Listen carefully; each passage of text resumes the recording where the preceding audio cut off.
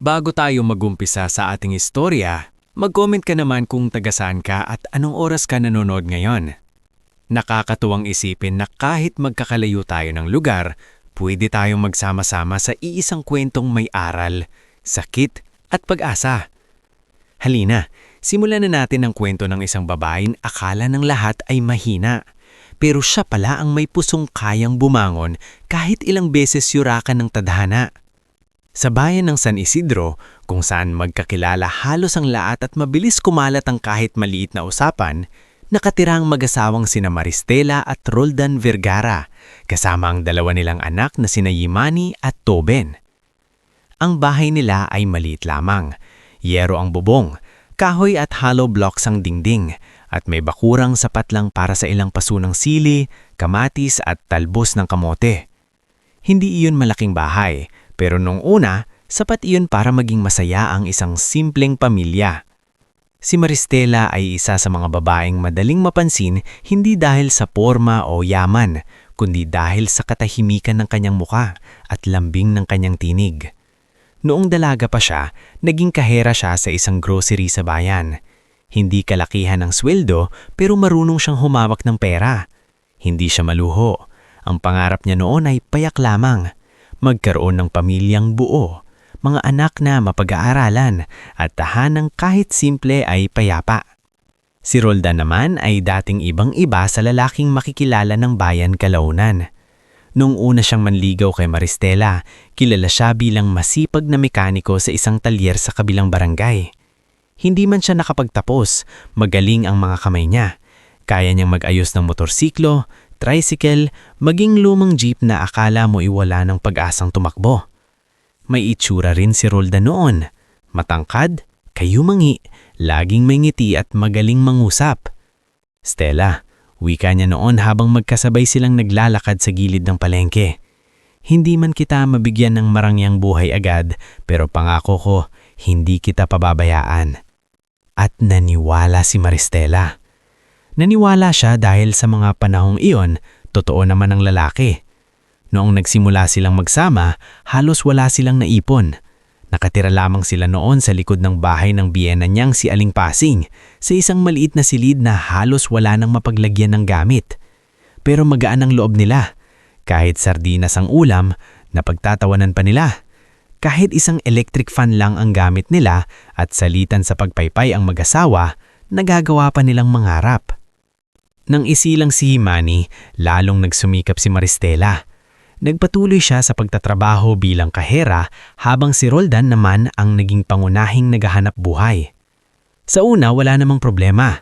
Masaya pa rin sila kahit paunti-unti ang pera. Natutong Maristela mag-budget hanggang sa huling barya. Gumagawa siya ng listahan ng gastusin sa likod ng lumang notebook ni Yimani. May hiwalay na sobre sa bigas, hiwalay para sa kuryente, hiwalay para sa gamot ni Toben. Kapag may sukli pa, bumibili siya ng kaunting prutas para sa mga bata. Si Yimani, kahit bata pa, ay may taglay ng pagkamapagmasid. Tahimik siya sa bahay pero mahusay magsulat. Madalas siyang nakaupo sa tabi ng bintana, may hawak na lapis at lumang papel, nagsusulat ng mga may ikling kwento tungkol sa mga pamilyang masaya. Mama, minsan tanong niya habang nagbabalat ng patatas. Kapag yumaman ba tayo, lilipat tayo sa malaking bahay? Ngumiti si Maristela habang nagbabalat ng patatas. Hindi naman kailangang malaking bahay, anak. Basta magkasama tayo at walang nagkakasakit, masaya na si Mama. Sa sulok naman, si Toben ay naglalaro ng kotse-kotsehan gawa sa tansan at karton. Ako gusto ko po, may tunay na sapatas na umiilaw, masiglan niyang sabi. Napatawa si Maristela. Sige, pag nakaipon si Mama. Sa labas ng maliit nilang mundo, may ilang taong palaging nakasubaybay sa buhay nila. Si Aling Celsa, ang kapitbahay nilang palaging may bitbit na tsismis ngunit may mabuting puso. Ang madalas tumulong kay Maristela lalo na kapag kailangang umalis ito para mamalengke. Maris, iwan mo muna si Toben sa akin. Ako na bahala rito kahit isang oras. Madalas nitong alok. Nariyan din si Mang Isko, matandang nagtitinda ng gulay sa palengke na tila itinuring ng anak si Maristela dahil kilala niya ito mula pa pagkadalaga. Kapag kulang ang pera ni Maristela, binibigyan siya nito ng dagdag na kamatis o siguyos. "Bayaran mo na lang sa susunod, hiha," sabi ni Mang Isko. "Mas mahalaga may mailuto ka sa mga bata." Pero habang tumatagal, may mga bagay na unti-unting nagbabago. Sa umpisa, maliliit na bagay lamang ang napapansin ni Maristela. Dati-rate, maaga umuuwi si Roldan. Kapag 6:00, nasa bahay na ito, naguhugas ng kamay, saka kakain ng sabay-sabay kasama sila. Pero nang lumipas ang panahon, nagiging 8:00 na ang uwi. Maya-maya, 10:00 na. Hanggang sa may mga gabing, halos tulig na ang mga bata bago pa man dumating ang ama nila. "Ba't late ka na, maman?" Mahina ngunit maingat na tanong ni Maristela isang gabi habang inaayos ang plato sa lamesa. Hindi man lang siyang tinignan ni Roldan habang naghuhubad ng maruming t-shirt. "Marami lang trabaho sa talyer. Kung ayaw mong maniwala, huwag." Napahinto si Maristela. Hindi iyon ang dati niyang asawa. Noon, kahit pagod si Roldan, may lambing pa rin sa boses. Ngayon, bawat sagot nito ay tila may nakaipit na galit. Hindi iyon nakaligtas kay Yemani. Isang gabi, habang naghuhugas ng pinggan si Maristela, dahan-dahang lumapit ang anak niya. "Mama," bulong nito, "galit po ba si Papa sa atin?" Napatingin si Maristela sa anak. Saglit siyang natahimik. Ayaw niyang wasakin ang murang isip ng bata, pero ayaw rin niyang magsinungaling. "Pagod lang si Papa," sagot niya sa huli. Minsan, kapag maraming iniisip ang tao, nagiging mainitin ang ulo. Pero sa totoo lang, siya mismo ay hindi na sigurado. Mas lalo pang lumala ang sitwasyon nang makilala ni Roldan ang lalaking si Brix Di Malanta, bagong katrabaho niya sa talyer. Si Brix ay iyong tipo ng taong mahilig magyabang kahit walang laman ang bulsa. Mahilig itong mag-aya ng inuman, magsugal at magturo ng kung ano-anong diskarte sa buhay. "Pare, kung gusto mong umasenso, huwag kang masyadong magpakaalila sa pamilya. Diyan nauubos ang lalaki." Hindi man iyon narinig ni Maristela mismo, unti-unti niyang nakita ang epekto. Dumadalas ang inom ni Roldan, dumadalas ang pagdadabog, dumadalas ang sumbat. Isang gabi, habang nagsasandok si Maristela ng munggo para sa hapunan, napansin ni Roldan ang ulam. "Munggo na naman?" Iritadong sabi nito. "Wala na bang ibang mailuto rito?" Napayuko si Maristela. "Pasensya na, ito lang kinaya ng budget ngayong araw. Bukas may isda." "Budget, budget, budget," singhal ni Roldan. "Nakakapagod na yung ganyang buhay, para tayong walang usad." Tahimik na napatigil si Yemani sa paghawak ng kutsara. Si Tobe naman ay dahan-dahang umurong sa upuan. "Roldan," maingat na sabi ni Maristela, "kumain na muna tayo. Pag-usapan natin to ng maayos." Pero tumayo ang lalaki at sinipa ang paang tahoy ng upuan. "Wala ka kasing alam kundi magtipid, kaya tayo hindi umaangat." Pag-alis nito, nanatiling tahimik ang buong bahay. Taning mahinang hikbi ni Tobe nang maririnig. Lumapit si Maristela at yinakap ang anak. "Okay lang anak, kumain ka na." Pero sa loob-loob niya, may bahagi ng pusong unti-unting nanginginig. Makalipas ang 1 linggo, nagkasakit ng malubha si Toben. 3 araw itong nalagnat at hindi maibababa ang init ng katawan. Naaalala na si Maristela, kaya dinala niya ito kay Doktora Salome Viterbo, ang doktor sa health center na kilala sa kabaitan. Kailangan niya ng gamot at pahinga. Sabi ng doktor matapos suriin ng bata. At kung hindi pa rin bumaba ang lagnat, baka kailangan na nating ipalaboratory. Paglabas nila ng center, halos mapaupo si Maristela sa pag-aalala. Kinapa niya ang laman ng coin purse niya. Kulang. "Maris?" Paglingon niya, si Teacher Bernadette Osonion, advisor ni Imani, na nagkataong napadaan. "Kamusta si Toben?" tanong nito. Ngumiti si Maristela kahit halatang problemado. "Mahilagnat lang po, gagaling din." Hindi na nag-usisa si Teacher Bernadette, ngulit napansin niya ang pinipiling nguha sa mata ni Maristela. Kinabukasan, may ipinadalang kaunting prutas at biskwit ang guro para sa mga bata. Sa kabila ng lahat, pilit pa ring pinatatag ni Maristela ang tahanan nila. Nagtatahi siya ng mga punit na damit ng kapitbahay para may dagdag kita. Gumagawa siya ng suman at kutsinta tuwing madaling araw para may maibenta sa terminal. Hindi niya iyon ikinahihiya. Para sa kanya, walang maliit na trabaho kung para sa mga anak. Ngulit habang mas lalo siyang nagsisikap, mas lalo namang lumalayo si Roldan. May mga gabing uuwi itong may kakaibang amoy ng pabango. Hindi iyon amoy ng langis ng makina o usok ng talyer. May mga pagkakataong bigla na lang itong ngingiti habang may tinetext sa lumang cellphone, saka itatago agad kapag papalapit si Maristela. Isang hapon, habang naglalaba siya sa likod bahay, napansin ni Aling Celsa na matamlay siya. "Maris," maingat na sabi ng kapitbahay. "May gusto sana akong sabihin pero ayokong makadagdag sa iniisip mo." Napatingin si Maristela. "Ano yun, Aling Celsa?" Nag-alangan ng matanda. "May nakita raw si Naminda sa may kainan sa highway. Si Roldan daw, may kasamang babaeng maporma. Baka naman katrabaho lang ha, pero gusto ko lang malaman mo." Parang may malamig na tubig na ibinuhos sa batok ni Maristela. Hindi siya agad nakasalita. "Hindi ko alam kung totoo," dagdag agad ni Aling Celsa. "Baka mali lang silang nakita." Ngumiti si Maristela, ngulit pilit na pilit. "Oo nga po, baka mali lang." Pero nang gabing iyon, habang tulog na ang mga bata at wala pa rin si Roldan, hindi niya maiwasang mapatitig sa pintuan. Tahimik ang buong bahay. Maging ang tikatik ng orasan sa dingding ay parang masyadong malakas sa kanyang pandinig. Sa bawat ikot ng bentilador, tila mas lalong umiikot sa isip niya ang mga tanong na ayaw niyang sagutin. Totoo nga kaya ang narinig niya kay Aling Celsa? May iba na nga ba talaga si Roldan? At kung meron man, gaano na ito katagal? Madaling araw pa lamang ay bumangon siya, gaya ng nakasanayan.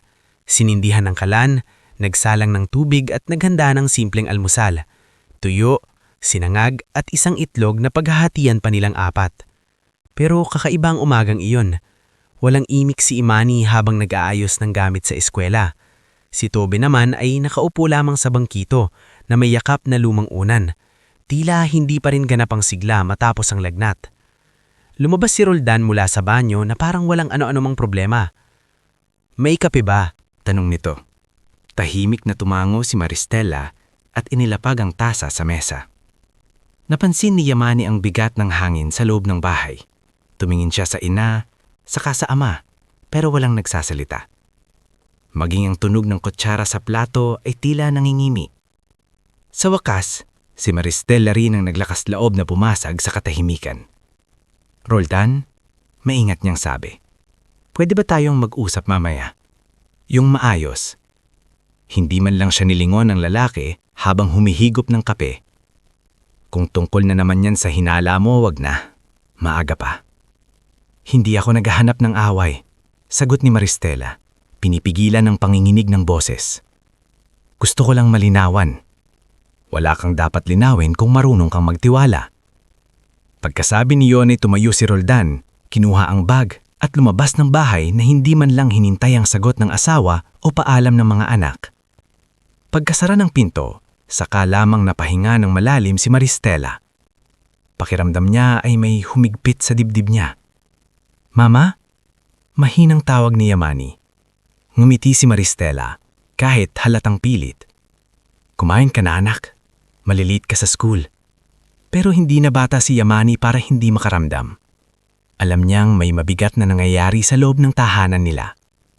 Pagkaalis ng mga bata, naupo si Maristela sa gilid ng kama at kinuha ang lumang cellphone na minsang gamit ni Roldan bago ito bumili ng bago. Nandoon niyon sa kahon ng mga sirang charger at lumang resipo. Dati na niya iyong nakita, pero hindi niya kailanman pinakialaman. Para sa kanya, may mga hangganan pa rin sa mag-asawa. Ngunit sa puntong iyon, pakiramdam niya ay matagal nang nilalabag na hangganan si Roldan. At siya na lang ang hindi nakakaalam. Mabagal ang pagbukas ng cellphone. Halos maubos ang pasensya niya sa kahihintay. Nang sa wakas ay umilaw ang screen, bumungad ang mga lumang mensahe, mga pangalan ng katrabaho, mga notif mula sa load promo at ilang hindi nakasave na numero. Isa-isa niyang tinignan ng mga mensahe. Sa una ay pawang trabaho lamang, tanong tungkol sa pyesa, singilan, paalala sa talyer. Pero maya-maya, may isang thread siyang nakita mula sa numerong walang pangalan. Pagbukas niya roon, tila tumigil ang mundo niya. Salamat sa lunch kahapon. Ang saya mong kausap pag wala yung asawa mong nega.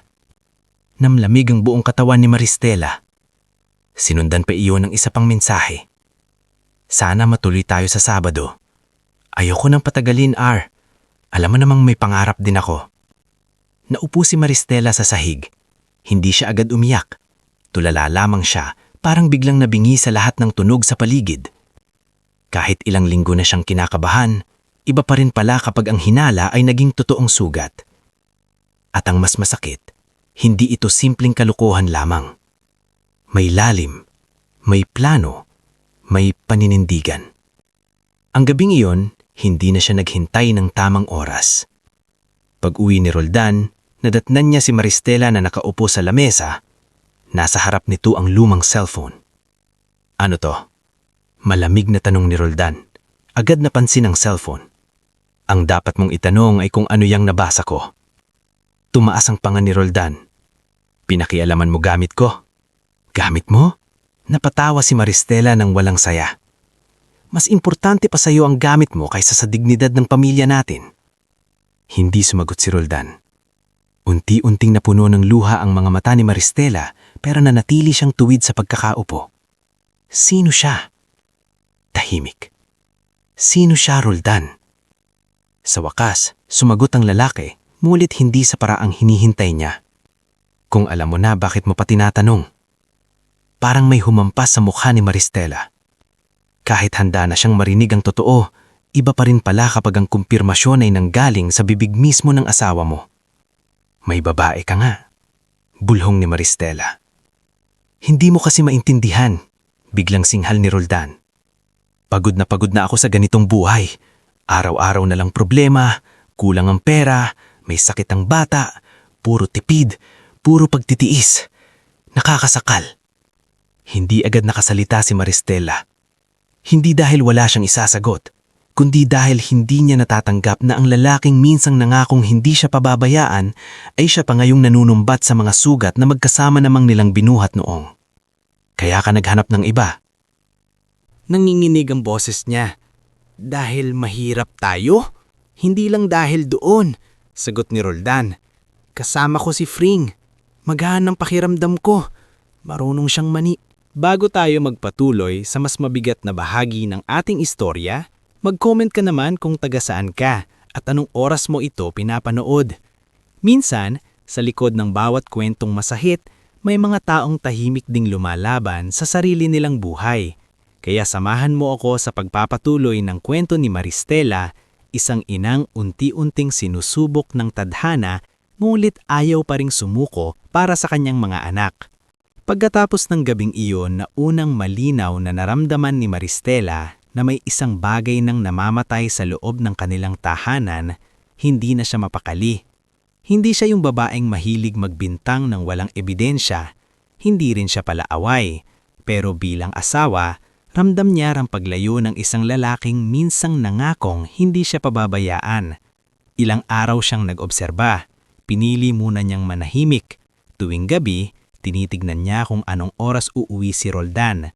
Pinapansin niya ang amoy ng damit nito, ang mga sagot nito, pati ang paraan ng pag-iwas ng mga mata nito kapag kinakausap siya. Lalong nagiging magaan ang kilos ni Roldan kapag hawak ang cellphone. At lalong nagiging mabigat kapag nasa harap ang kanyang pamilya. Isang umaga, habang nag-aayos si Maristela ng maruruming damit sa banyera, nahulog mula sa bulsa ng maong ni Roldan ang isang resibo. Pinulot na iyon nang walang mali siya sa umpisa. Ngunit nang mabasa niya ang pangalan ng mamahaling restaurant sa highway, iyong lugar na ni minsan ay hindi nila pinasok bilang pamilya, biglang parang may sumikip sa dibdib niya. 2 set ng order ang nakalagay. May petsa iyon noong gabing sinabi ni Roldan na nag-overtime siya sa talyer.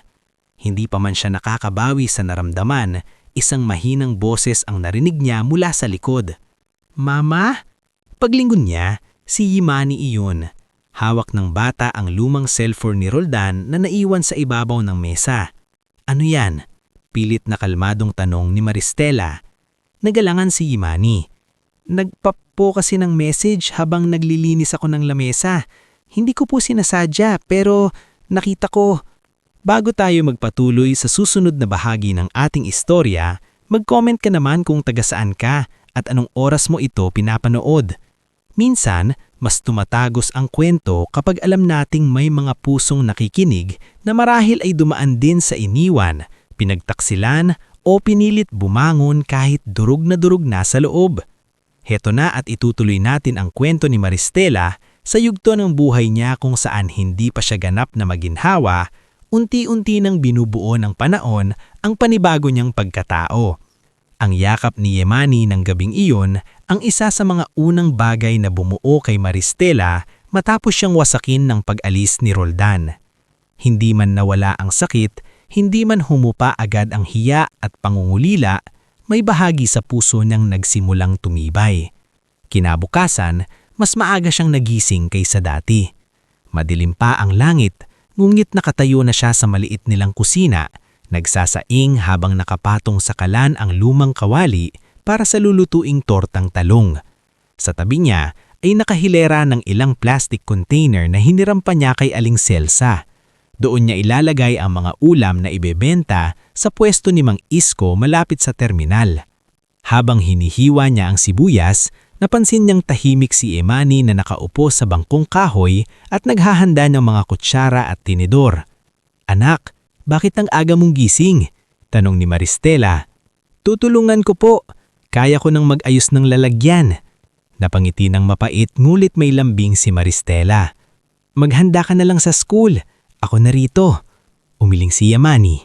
"Hindi po. Mas gusto kong makatulong." Sa kabilang sulok, si Toben ay tulog pa rin. Mas maayos na ang lagay nito kaysa sa mga nakaraang linggo, ngulit halata pa rin ang panghihina.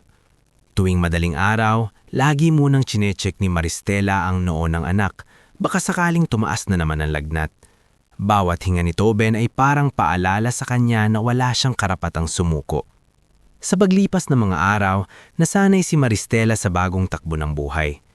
Gabi pa lang, inisip na niya kung anong ulam ang lulutuin kinabukasan na swak sa budget, ngunit pwedeng pagkakitaan. Madalas ay ginisang gulay, pritong galunggong, adobong atay o kaya'y lugaw kapag maulan. Hindi iyon madaling trabaho. Kailangan niyang mamalengke ng maaga, magluto, magtinda, umuwi para asikasuhin ang mga anak, saka muling maghanda para sa susunod niya araw. Ngunit may mga taong tahimik na nagpapagaan sa bigat ng pasan niya. Si Neris Aklan, ang tahimik na mananahi na may pwesto ring malapit sa terminal, ang madalas niyang nakakasabay sa umaga. Hindi ito madaldal, ngunit marunong makiramdam. "Maganda ang timpla ng adobo mo kahapon," minsang sabi ni Neris habang inaayos ang mga tinatahian nitong uniforme. May nagtanong kung magdadagdag ka raw ng order bukas. Napatingin si Maristela, bahagyang nagulat. "Talaga?" Tumanggo si Neris. "Yung dispatcher sa terminal, sabi ko sa'yo masarap ka magluto, huwag mong maliitin yan." Maliit na bagay iyon para sa iba, pero kay Maristela, malaking tulong na ang marinig na may nakakakita ng galing niya. Lalo't sa mga panahong iyon ay parabang ang tingin niya sa sarili ay babae na iniwan at hindi sapat. Maging si Dr. Salome Viterbo ay naging parang anghel sa buhay nila. Sa tuwing kailangang dalhin si Toben sa health center, hindi siya nito pinahihirapan sa bayarin. "Unahin mo muna ang gamot at pagkain," sabi ng doktor minsan habang sinusulat ang reseta. "Kapag lumakas ang katawan niya, mas mababawasan ang pag-aalala mo." "Dok, babayaran ko po kayo pag nakabenta ako ng maayos," nahihiyang sabi ni Maristela. Ngumiti si Dr. Salome. "Hindi lahat kailangang bayaran agad, Maristela. Minsan ang mahalaga ay may taong umaalalay para makatawid ka." Iyon ang mga salitang ilang beses na nagpaalala kay Maristela na hindi lahat ng tao ay mananakit o mang-iiwan. May mga nananatili ring mabuti sa gitna ng pinakamadilim na bahagi ng buhay. Lumipas ng halos 1 taon.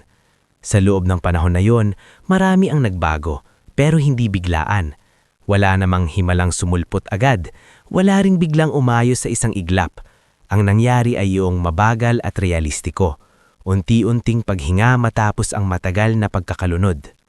Mas bumuti ang katawan ni Toben, kahit nananatili pa rin itong maselan. Si Aimani namay lalo pang naging masikasig sa pag-aaral. Sa kabila ng mga nangyari, hindi ito nawalan ng sigla sa pagsusulat. Madalas pang ang mapansin ng advisor nitong si Teacher Bernadette Uson ang husay ng bata sa paggawa ng sanaysay. May lalim magsulat ang anak mo, minsang sabi ni Teacher Bernadette kay Maristela nang magkita sila sa school. Parang maaga siyang namulat sa buhay. Napangiti si Maristela, may kirot. Napilitan kasi po eh. Samantala, si Roldan na may paminsan-minsan lang nagpaparamdam, minsan may padala, minsan wala, kapag meron maliit lang at hindi regular, at kapag may ibinibigay, parang utang na loob na pang-anak niya na maalala sila. Mas masakit pa roon, unti-unti nang dumarating sa pandinig ni Maristela ang mga kwento tungkol sa bagong buhay nito kasama si Fring. Sabi ni Minda Quiles na tila likas na sa kanyang magbalita ng buhay ng iba, madalas daw makitang magkasama sina Roldan at Fring sa kainan sa bayan. Minsan naman ay may bagong cellphone ng babae, minsan ay may alhas, minsan ay may outing pa sa resort sa kabilang probinsya. Kung makaasta yung Fring na yun parang reyna, sabi ni Aling Celsa isang hapon sa tapat ng bahay ni Maristela habang inaalibalat ang bawang. Pero ang totoo, marami na raw utang. Hindi na sumagot si Maristela. Noon, bawat balitang naririnig niya tungkol kay Roldan ay parang kutsilyong muli na namang isinasaksak sa dati ng sugatang dibdib. Ngunit habang tumatagal, parang kumakapal din ang balat ng puso niya. Hindi dahil wala na siyang nararamdaman, kundi dahil natuto na siyang huwag mamatay araw-araw sa pagkakasala ng ibang tao. Isang tanghali, habang nagtitinda siya sa pwesto, may isang lalaking nagmamadali at bumili ng 2 order ng ginisang gulay at pritong isda. Halatang lutang ito sa isip at nang magbayad ay nagmadaling umalis agad para habulin ang bus ka Maynila. "Sir, sukli nyo," tawag ni Maristela. Ngunit tuloy-tuloy lang ang lalaki sa pagtakbo. Pagkatapos ng ilang minuto, napansin ni Maristela na may naiwan itong lumang maliit na booklet sa gilid ng lamesa. May lamang resibo, ilang punit na papel, at isang flyers ng Lotto outlet mula sa palengke. Natawa si Mang Isko nang mahita iyon kinagabihan ng isara na nila ang pwesto. "O Maris, biro ng matanda. Baka sinyales na yan. Bumili ka rin kaya ng ticket minsan." Napailing si Maristela. "Nako Mang Isko, hindi ako umaasa sa swerte." "Hindi naman masama ang umasa paminsan-minsan," sagot nito. "Lalo na kung hindi naman masisira ang budget mo." Natawa na lang si Maristela. Ngunit kinabukasan, habang dumaan siya sa palengke para bumili ng murang gulay, napatapat siya sa Lotto outlet. Wala siyang intensyong tumaya, pero biglang pumasok sa isip niya ang biro ni Mang Isko. Ang dami ng pagod na pinagdaanan niya, at ang kakaibang pakilamdam na para bang gusto niyang minsan ay gumawa ng bagay na hindi lang puro pangangailangan. Hindi siya tumaya para yumaman. Hindi siya tumaya para maghigante. Hindi siya tumaya para patunayan kay Roldan na mabubuhay siya nang wala ito. Tumaya siya dahil sa kauna-unahang pagkakataon matapos ang mahabang panahon, gusto niyang payagan ng sariling manibala na baka may mabuti ring dumating na hindi niya kailangang paghirapan ng lampas-lampas sa lakas niya. Isang ticket lang ang binili niya. Pagkatapos noon, inilagay niya iyon sa lumang coin purse at halos nakalimutan na rin agad dahil sa dagsa ng gawain. Lumipas ang mga buwan. Habang si Maristela ay abala sa pagtitinda at pagpapalaki sa mga anak, si Roldan naman ay unti-unting nakikitim ng sariling kapalpakan. Nakarating kay Aling Celsa, at syempre kalaunan ay kay Minda, na madalas na raw mag-away sina Roldan at Fring. Hindi pala totoong maayos ang pagsasama ng dalawa. Si Fring daw ay maluho, mahilig magparinig, at laging may gustong bilhin. Samantalang si Roldan ay hindi naman totoong umangat ang buhay. Lalo pang ang nabaon sa kung ano-anong hulugan at pagkakautang para lamang mapanatili ang imahe nilang nakakaangat. Idagdag pa roon si Crispin Valenia, kapatid ni Fring, na kung makahingi ng pera kay Roldan ay parang may patagong bangko ang lalaki. May minsang nasabi si Rafi Buno sa terminal habang kumakain ng ulam ni Maristela. Kung tutuusin, mas gumanda pa yata buhay mo mula nang mawala si Roldan. Biro nito, ngunit may halong pagkamangha. Ngumiti si Maristela, ngunit hindi yabang ang laman ng mukha niya. Hindi gumanda agad. Natuto lang akong bumangon. Isang hapon, halos isang taon matapos siyang bumili ng iisang loto ticket na iyon, naglilinis siya ng lumang baol sa silid. Naisipan niyang ayusin ang mga nakatambak na resibo, ang mga lumang notebook ni Imani, at ilang papeles na pwede nang itapon. Kailangan niyang gawing maaliwalas ang bahay dahil balak ni Auntie Severina na dumalaw kinabukasan. Habang hinihimay niya ang mga papel, may nahulog na gusot na ticket sa lumang coin purse. "Mama, ano yan?" Tanong ni Toben na nooy nakaupo sa banig at naglalaro ng maliit na kotse. "Wala anak, lumang loto ticket yata." Nasa may bintana si Imani, hawak ang lapis at nagsusulat na naman sa papel. Bigla itong napalingon. "Mama, di ba may binasang winning numbers sa radyo kanina? Yung kapitbahay natin, naririnig ko habang nagsasampay ako." Napakunot noon ni Maristela. "Talaga?" "Opo, sabi parang milyon no ang premyo." Natawa si Maristela. Hindi naman mananalo yan. Pero si Imani, na may kakaibang kutob, ay lumapit at kinuha ang diaryong pambalot ng isda na may nakaimprintang maliit na listahan ng winning combination sa bandang baba. "Basahin nga natin," Sabi ng bata. Napailing si Maristela, ngulit pinagbigyan ng anak.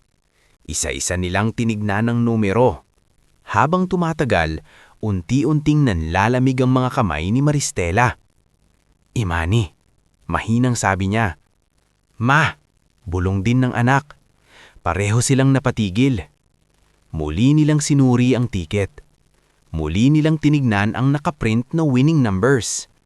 At sa ikatlong pagkakataon, doon nila napatunayang hindi sila nagkakamali. Ang hawak ni Maristela ay hindi ordinaryong lumang tiket. Iyon ang tiket na nanalo ng 100,000,000 piso. Hindi sila agad nakasigaw. Hindi sila agad nagtalunan. Ang unang nangyari ay katahimikan.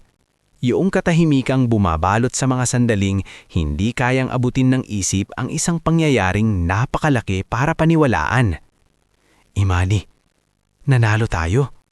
Nanginginig na tanong ni Imani. Napaupo si Maristela sa gilid ng banig. Nangingilid ang luha sa mga mata niya, ngunit hindi pa rin niya magawang humagulgol. Para siyang pinagsamang takot, gulat at pananampalatayang hindi malaman kung saan ilalagay. "Hindi ko alam," basag niyang sagot. "Hindi ko alam kung totoo pa ba to." Napatingin si Tobin sa kanila, litong-lito. "May sakit po ba kayo?" Doon na napahagulgul si Maristela, ngunit hindi sa paraan ng pagguho. Ito ay iyak ng taong matagal nang binugbog ng buhay at biglang may inihagis na liwanag sa harap niya. "Wala anak," umiiyak niyang sabi habang niyayakap si Toben at si Imani. "Wala, pero baka may magandang mangyari sa atin." Kinabukasan, hindi siya nagsabi kahit kanino, maliban kay Auntie Severina. Nang dumating ang tiyahin niya, agad niya itong pinaupo at ipinakita ang ticket. Sa unang tingin ay hindi naniwala si Severina. Ngunit nang masigurado nito ang mga numero, agad tumigas ang mukha ng matanda. "Makinig ka sa akin, Maristela," sabi nito. "Hindi pwedeng ikalat agad to." "Ate, natatakot ako," nanginginig na sabi ni Maristela. "Hindi ko alam ang gagawin." "Wala kang ibang gagawin kundi mag-ingat," tugon ni Severina. "Kumuha tayo ng tamang tao. May kakilala ako sa bangko at may kilala rin akong abogado. Hindi lahat ng biyaya ay ligtas kapag ibinalandra." Sa unang pagkakataon mula nang iwan siya ni Roldan, pakiramdam ni Maristela ay may bagong pinto na bumukas sa harap nila. Hindi pa siya tumatawid. Hindi pa siya humahakbang papasok. Pero naroon na ang pinto.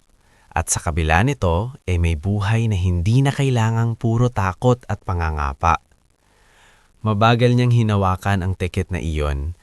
Ang manipis na piraso ng papel na halos na itapon na sana nga. At sa puso niyang minsang winasak ng pagtataksil, may isang tahimik ngunit matatag na tinig na nagsimulang bumulong. Hindi pa tapos ang kwento ng buhay niya. Bago tayo magpatuloy sa susunod na yugto ng ating istorya, mag-comment ka naman kung taga-saan ka at anong oras ka nanonood ngayon. Minsan, mas tumatatak ang isang kwento kapag sabay-sabay nating nasasaksihan kung paano binabago ng panahon ang mga taong minsang niyurakan at kung paano rin sinisingil ng buhay ang mga taong nanakit ng walang pakundangan. Ituloy na natin ang kwento ni Maristela. Sa panaong ang biyayang dumating sa kanya ay hindi niya ginamit para magyabang, kundi para buuin ang buhay na minsang winasak sa harap ng kanyang mga anak. Hindi agad natulog si Maristela ng gabing iyon matapos nilang malaman ni Nayumani at Toben at ni Auntie Severina na ang lumang tiket na halos maitapon na niya ay siyang susi sa isang bagong buhay. Habang mahimbing nang natutulog ang mga bata sa tabi ng manipis nilang unan, tahimik siyang nakaupo sa gilid ng banig. Hawak-hawak ang tiket na nakalagay na ngayon sa isang maliit na plastik na supot. Pakiramdam niya ay isang maling galaw lang at baka biglang maglaho ang lahat. Ilang beses niyang kinurap ang mga mata niya. Ilang beses niyang hinamakan ng papel, tiningnan ang numero at sinubukang kumbinsihin ang sarili na totoo ang lahat. Ngunit kahit totoong-totoo iyon, hindi saya ang unang nanaig sa dibdib niya. Takot. Takot na baka maagaw sa kanila ang akakataon. Takot na baka biglang dumagsa ang mga taong dati ay hindi naman sila nakikita. Takot na baka ang bihayang ito, sa halip na maging simula ng paghilom, ay maging bagong dahilan para guluhin silang muli. Nakita iyon ni Auntie Severina kinabukasan. Maristela, Sabi nito habang maingat na sinasara ang bintana ng maliit na sala, hindi pwedeng pairalin dito ang emosyon lang. Kung gusto mong maprotektahan ang mga anak mo, kailangan mong maging matalino. Tahimik na tumanggo si Maristela. Ate, hindi ko talaga alam ang gagawin. Parang natatakot akong matuwa. Natural lang yan, sagot ni Severina. Ang taong matagal na saktan, natatakot talaga kapag may dumating na mabuti. Pero makinig ka sa akin, huwag kang magpapaikot sa saya o sa awa. Ang pera, kapag nahawakan ng mali, kayang sirain kahit ang taong mabuti. Sa mga sumunod na araw, si Auntie Severina ang nagsilbing gabay ni Maristela sa bawat hakbang. Dinala siya nito sa isang bangko sa lungsod at ipinakilala sa isang magpagkakatiwalaang branch manager na si Avelino Sarmiento. Isang lalaking maayos manamit, kalmado magsalita at halatang sanay humawak ng sensitibong usapan. Mrs. Vergara, magalang nitong sabi habang inaayos ang salamin. Unang-una sa lahat, kailangang manatiling konpidensyal ang lahat. Hindi ito usaping basta-basta lang. Maraming pwedeng sumulpot kapag nalaman ng maling tao. Hindi sanay si Maristela sa mga ganitong opisina. Nanginginig pa ang kamay niya habang pumipirma sa ilang papeles. Ngit sa tabi niya ay naroon si Severina. At sa harap nila ay isang taong malinaw magsalita at hindi nananamantala. Doon niya unti-unting naunawaan na ang swerte ay hindi sapat para mabago ang buhay. Kailangan din itong sabayan ng tamang pagdedesisyon. Makalipas ang mga araw ng maingat na pagproseso, saka lamang tuluyang huminga si Maristela nang malaman niyang ligtas na ang pera. At iyon ang simula ng una niyang pinakamahirap ngunit pinakamahalagang desisyon. Ang huwag hayaang baguhin ng malaking halaga ang ugali niyang matagal nang hinubog ng hirap. Hindi ako bibili ng kung ano-anong luho, sabi niya kay Auntie Severina isang gabi habang nakaupo silang dalawa sa mesa. Una kong iisipin ng mga bata. Ngumiti ang tiyahin niya. Sa unang pagkakataon ay halatang may pagmamataas. Kaya siguro sa'yo dumating ang biyayang yan kasi hindi ka sakim. Unang inuna ni Maristela ang kalusugan ni Toben. Dinala siya ito sa mas maayos na pediatric clinic sa lungsod kung saan mas masusing nasuri ang katawan ng anak. Naroon muli si Dr. Salome Viterbo bilang tagapayo at siya pa mismo ang nagbigay ng endorsement sa espesyalistang doktor. Mas kailangan lang niyang palakasin ang resistensya niya at maayos na nutrisyon. Buti at napacheck na niyo agad. Habang pinagmamasdan ni Maristela si Tobin na kumakain ng masustansyang pagkain at unti-unting bumibilog ang pinsing niya, pakiramdam niya ay iyon na ang isa sa pinakamagandang gantimpala sa lahat ng tiniis niya. Hindi mamahaling bag, hindi alahas, kundi ang makita ang anak niyang minsang laging nanghihina na ngayoy mas madalas nang tumawa at tumakbo. Kasunod niyon ay si Yamani. Alam ni Maristela na ang anak niya ang tahimik na sumalo ng maraming bigat sa bahay. Hindi ito nagreklamo, hindi nagwala, at hindi nagpabaya sa pag-aaral kahit wasak ang pamilya nila. Kaya nang mabigyan siya ng pagkakataon, agad niyang inilipat si Yamani sa isang mas maayos na pribadong paaralan sa bayan. Mama, sigurado po ba? Halos hindi makapaniwalang tanong ni Yamani habang hawak ang bagong school uniform. Ang ganda po nito. Hinaplos ni Maristela ang buhok ng anak. Oo anak, hindi para magyabang tayo, kundi dahil gusto kong maramdaman mo na may pwedeng bumuti pagkatapos ng lahat ng pinagdaanan natin. Nayakap siya ni Yamani. Pangako ko mama, mag-aaral akong mabuti. Ngunit hindi doon nagtapos ang plano ni Maristela. Sa tulong ni Avelino Sarmiento, natutuhan niyang hatiin ang pera. May para sa ipon, may para sa investments, may para sa pang-araw-araw, at may para sa emergency.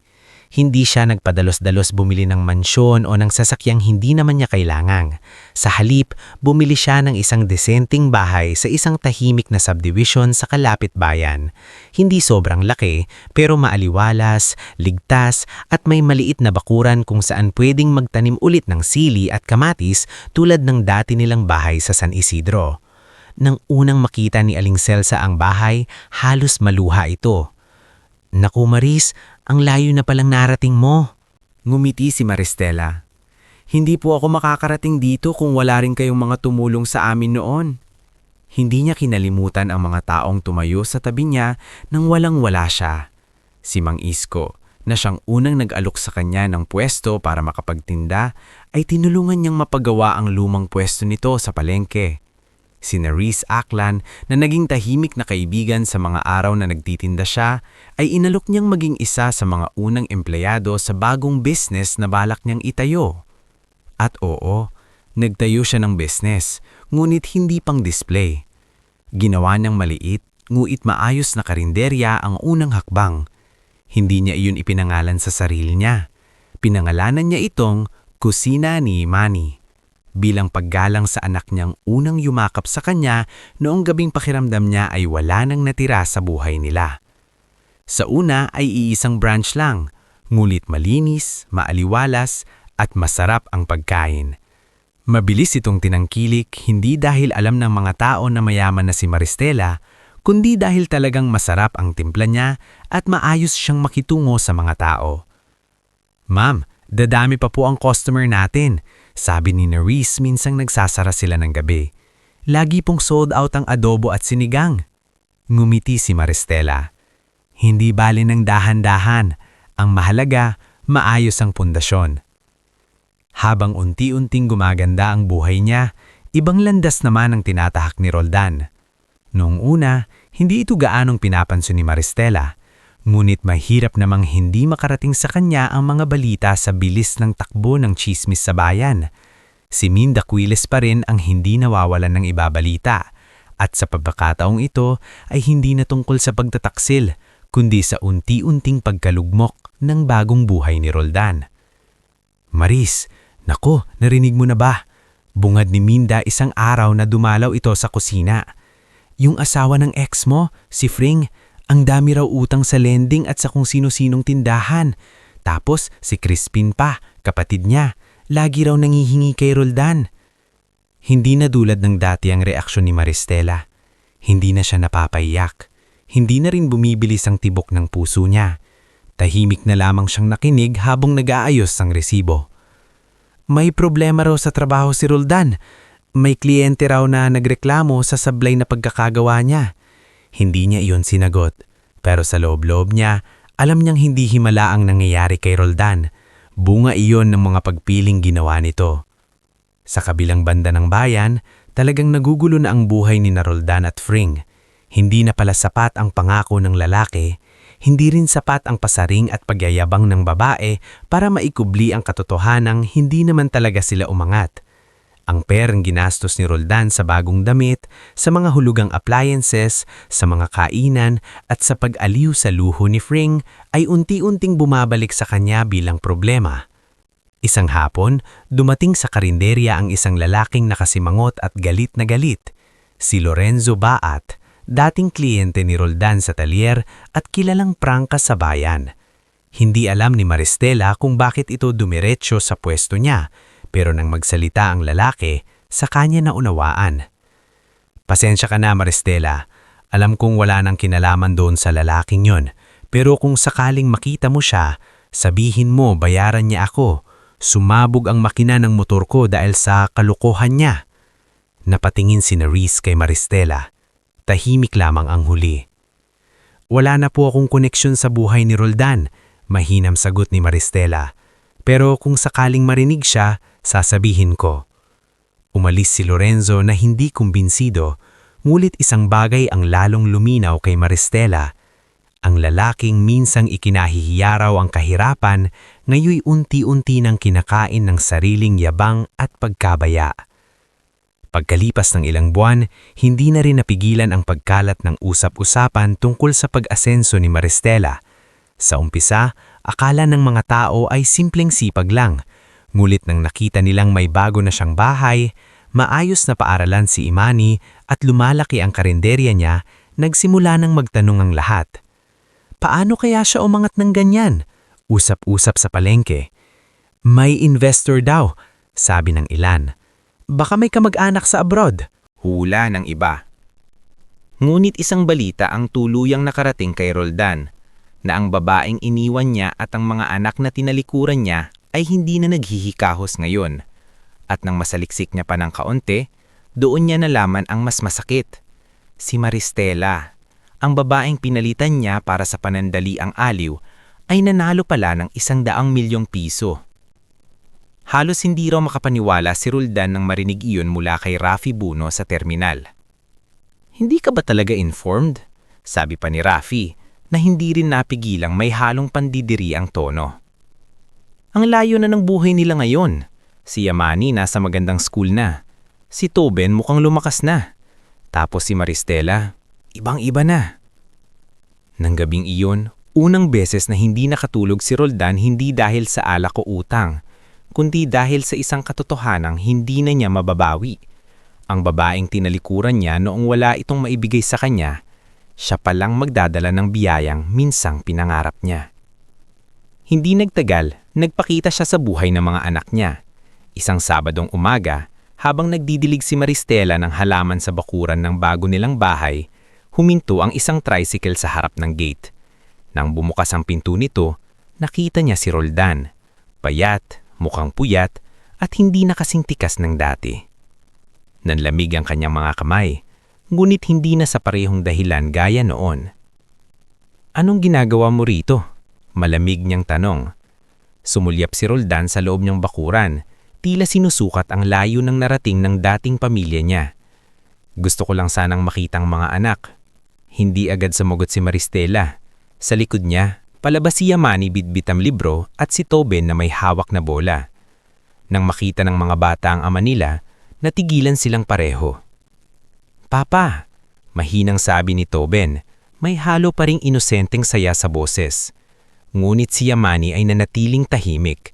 Iba na ang tingin niya ngayon, hindi na tulad ng batang sabik sa pagdating ng ama, kundi tulad ng isang dalagitang natutong kilalanin ng sakit. Lumapit si Roldan sa gate. Mga anak, kamusta na kayo? Ayos lang po, sagot ni Toben. Si Yamani naman ay tumingin lang sa kanya, saka bumulong. Ngayon mo lang kami naalala. Parang nasuntok si Roldan sa paraan ng pagpakasabi ng anak. Nag-iwas ito ng tingin. Hindi naman sa ganun. Ganun po talaga, putol ni Yamani. Nung may sakit si Toben, wala ka. Nung umiiyak si Mama gabi-gabi, wala ka. Nung nagsisimula kaming bumangon, wala ka rin. Yamani, saway ni Maristela, ngunit mahina lamang. Hindi Mama, sabi ng bata. Nanginginig ang boses ngunit matapang. Kailangan niyang marinig yan. Hindi na makasagot si Roldan. Ilang segundo ang lumipas bago siya muling nagsalita. Pwede ba tayong mag-usap, Stella? Ngayon lang muling narinig ni Maristela ang lumang palayaw na iyon mula sa kanya. Ngunit halip na lumumbot, parang lalo pang tumibay ang dibdib niya. Kung tungkol sa mga anak, pwede. Kung tungkol sa nakaraan, wala na tayong pag-uusapan. Napatungo si Roldan. Nagsisisi ako. Tahimik ang paligid. Sa malayo ay may tahol ng aso at ugong ng dumadaang sasakyan. Ngunit para kay Maristela, mas malinaw ang narinig niyang pagtibok ng sariling puso. Hindi na pusong naghihintay. Hindi na pusong umaasang babalik pa sa dati. Kundi pusong natutong manindigan. Tinignan niya si Roldan ng direkta. At sa unang pagkakataon matapos ang lahat, nakita niya ang pinakamabigat na parusa sa lalaking iyon ay hindi ang kahirapan, hindi ang utang, at hindi ang gulong dinaranas nito kay Pring. Kundi makita siya ngayon, maayos, tahimik, at hindi na kanya. Bago tayo magpatuloy sa huling yugto ng ating istorya, mag-comment ka naman kung taga saan ka at anong oras ka nanonood ngayon. Minsan mas tumitimo sa puso ang isang kwento kapag sabay-sabay nating nasasaksihan kung paanong taong minsang iniwan at niyuriyakan ay pwedeng bumangon ng may dangal, habang ang mga nanasakit ay kailangang humarap sa bunga ng sarili nilang pagpipili. Heto na ang huling bahagi ng kwento ni Maristela, ang bahaging hindi na tungkol sa simpleng pagyaman, kundi sa tunay na paghilom, paglalagay ng hangganan, at pagpili ng kapayapaan para sa sarili at sa mga anak. Matapos ang muling pagharap ni Roldan sa gate ng bahay nila, hindi agad nawala ang tensyon sa dibdib ni Maristela. Sa gabing iyon, habang nag-aayos siya ng resibo mula sa kusina ni Yamani sa mesa ng kanilang bagong kusina, hindi niya maiwasang bumalik sa isip ang mukha ng dating asawa. Iba na ito sa lalaking minsan malakas ang tindig at puno ng yabang. May pagod sa mga mata. May bakas ng pagkatalo sa baalag. Ngunit halip na awa ang unang maramdaman ni Maristela, isang malinaw na pag-unawa ang dumating sa kanya. Hindi lahat ng taong nagsisisi ay dapat bigyang muli ng puwang sa dating lugar na sinira nila. Lumapit si Yamani at tahimik na umupo sa tabi niya. Mama, Maingat nitong tanong, galit ka pa rin ba kay Papa? Sandaling natigilan si Maristela. Hindi agad siya sumagot. Sa loob ng mahabang panahon, paulit-ulit niyang sinagot ang tanong na iyon para sa sarili. Galit ba siya? Nasaktan ba siya? Naghihintay pa ba siya o matagal na ba siyang nakaalis sa bahaging iyon ng buhay niya? Hindi ko na alam kung galit pa ba. Sa wakas ay sabi niya. Pero alam ko na hindi na ako katulad ng dati. At alam kong hindi ko nahahayaang sirain niya ulit tayo. Tahimik na tumanggo si Yamani. Ayoko na pong bumalik sa dati. Hinawakan ni Maristela ang kamay ng anak. Hindi na tayo babalik sa dati. Pangako. Sa kabilang kwarto, si Toben naman ay mas simple ang tingin sa lahat. Gaya ng maraming batang minsang naulila sa presensya ng ama, may bahagi pa rin sa kanyang sabik makita si Roldan. Ngunit hindi na rin siya ganap na inosente sa nangyari. Naaalala niya ang mga gabing umiiyak si Mama. Naaalala niya ang gutom, ang pagkakasakit at ang mahabang panahong wala ang tatay niya. Kinabukasan, habang nag-aalmusal sila, nagsalita si Toben. Mama, pwede ko pa rin bang makita si Papa minsan? Napatingin si Maristela sa anak. Walang galit sa tanong, puro pagnanais lang ng isang bata na huwag tuluyang mawalan ng magulang. Pwede anak, sagot niya ng mahinahon.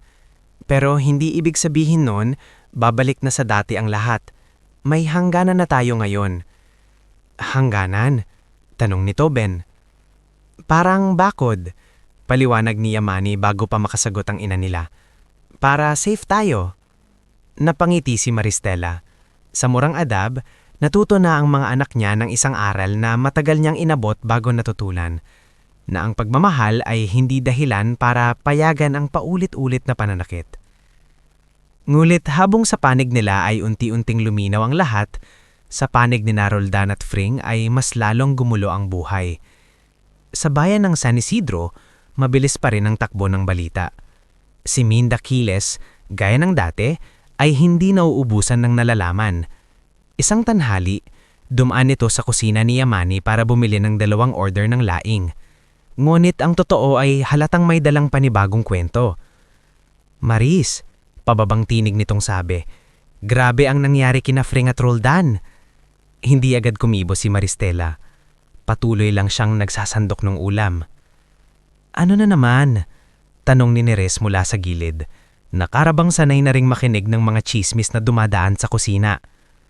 Lumapit si Minda, halatang sabik magbalita. May pinag-awayan daw ng malala kagabi. Nahuli daw ni Roldan si Fring na may ka-text na ibang lalaki. Tapos yung mga utang pala ng babae, mas malaki pa sa inaakala niya. Hindi lang lending, may utang din sa credit cooperative, may alahas pang hindi bayad, at may hulugang appliance na si Roldan ang sumasalo. Sandaling tumigil si Neres sa pag-ayos ng plato. Karma, diretsahan nitong sabi. Sinulyapan siya ni Maristela ngunit wala siyang saway. Tahimik lang siyang nagpatuloy sa ginagawa. Ilang araw pa ang lumipas at mas lumala pa ang balita. Si Crispin Valenia, kapatid ni Fring, ay bigla daw nawala matapos mangutang sa kung sino-sinong kakilala gamit ang pangalan ni Roldan. May mga taong dumuan sa inuupahan ng mag-asawa upang maningil. May nagbanta pang magsasampa ng kaso kung hindi mababayaran ng ilang halagang ipinangako ni Crispin na sasagutin daw ni Roldan. Doon tuluyang bumigay ang pagsasama ni na Roldan at Fring. Minsang nakita ni Rafi Buno si Roldan sa terminal, mag-isa, gusgusin ng polo at tila wala ng direksyon. Pare, ba't ka ganyan? Napabuntong hinga lamang si Roldan. Wala na, niloko lang din ako. Hindi na pinahaba ni Rafi ang usapan, ngunit sinabi niya kalaunan kay Mang Isko ang narinig niya. At siyempre, umabot rin iyon kay Maristela. Ngunit sa halip na saya, kakaibang katahimikan lang ang naramdaman niya. Noon marahil ay iisipin niyang ito na ang hustisya. Ngunit habang tumatagal, na-realize niya na ang tunay na hustisya ay hindi yung makita mong wasak ang taong nanakit sa'yo. Ang tunay na hustisya ay ang mapatunayan mong kaya mong mabuhay ng maayos kahit wala siya. Samantala, tuloy-tuloy ang pag-angat ng buhay ni Maristela. Hindi dahil sa ibang, kundi dahil sa maingat na paghawak niya sa biyaya.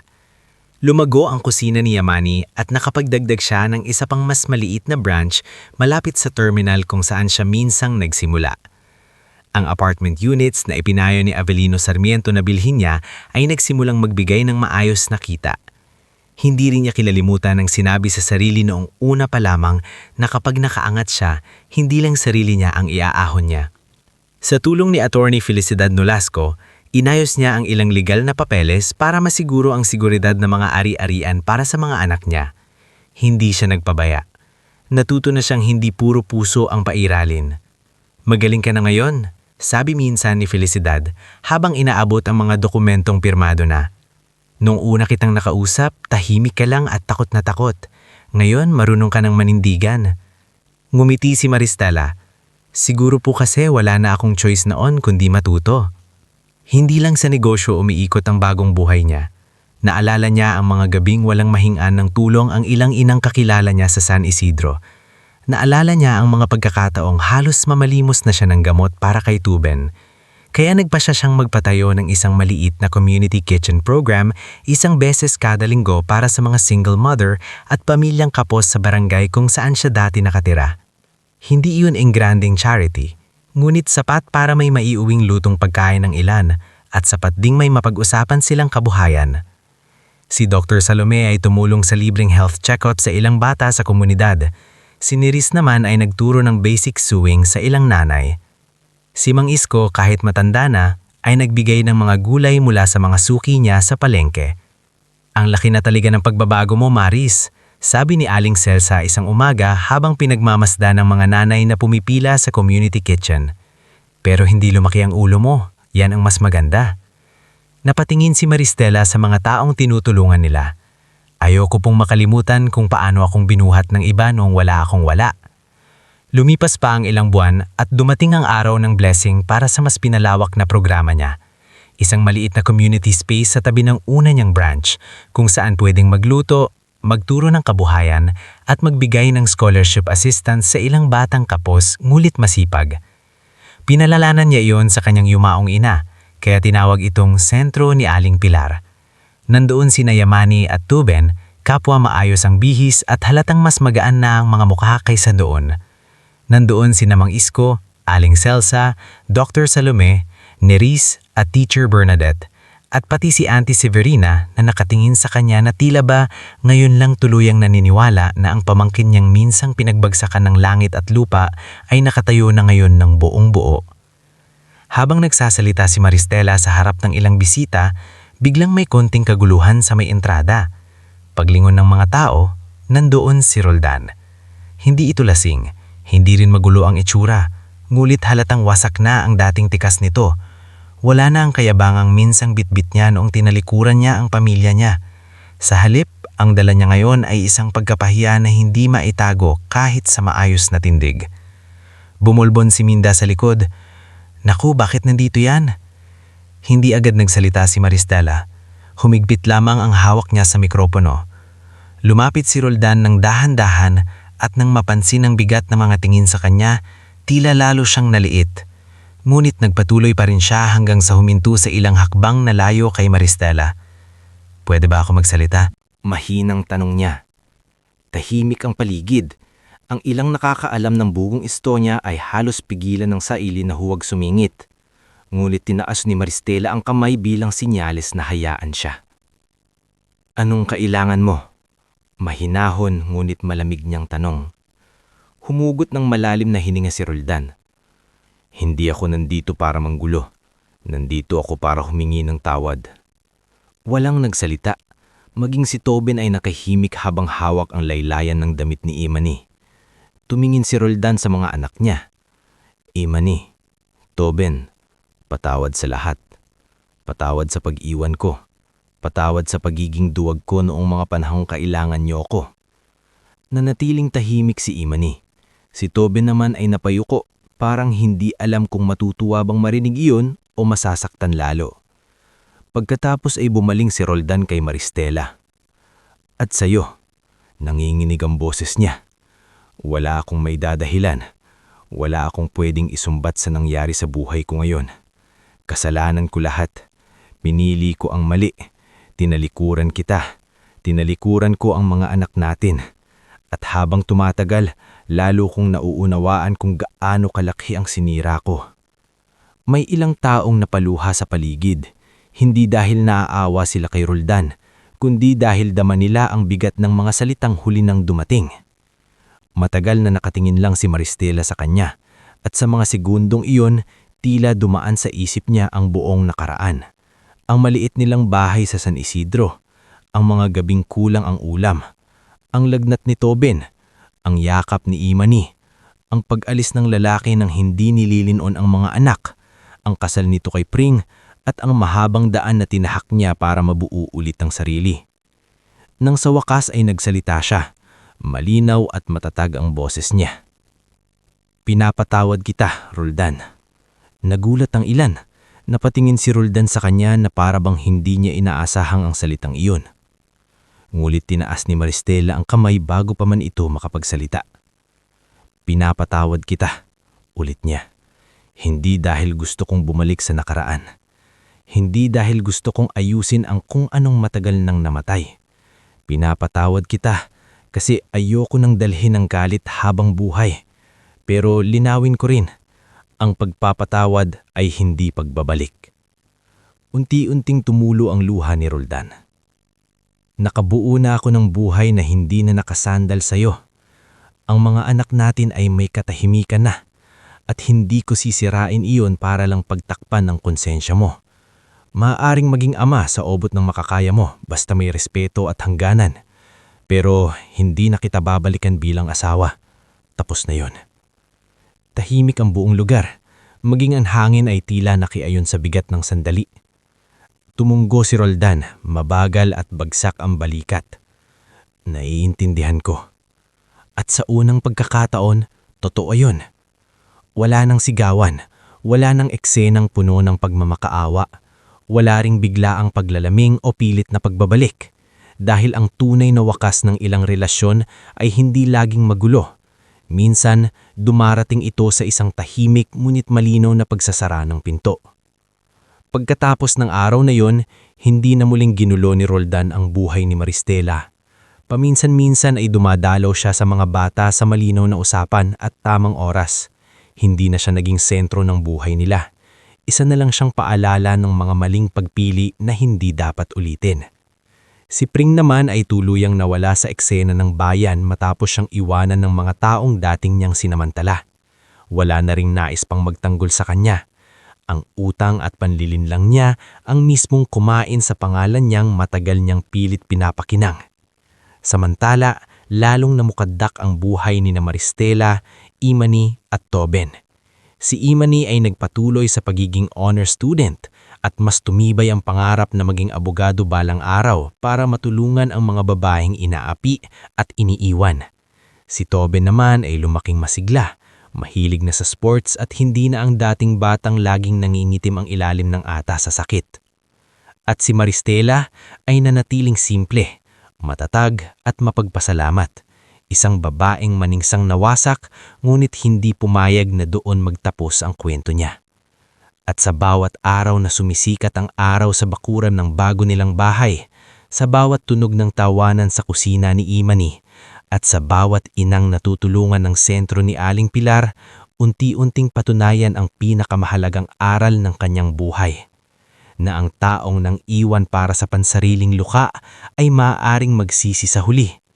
Pero ang taong piniling maging marangal sa gitna ng sakit, siyang tunay na pinagpapala, pinagiging matatag at dinadala sa buhay na may kapayapaan.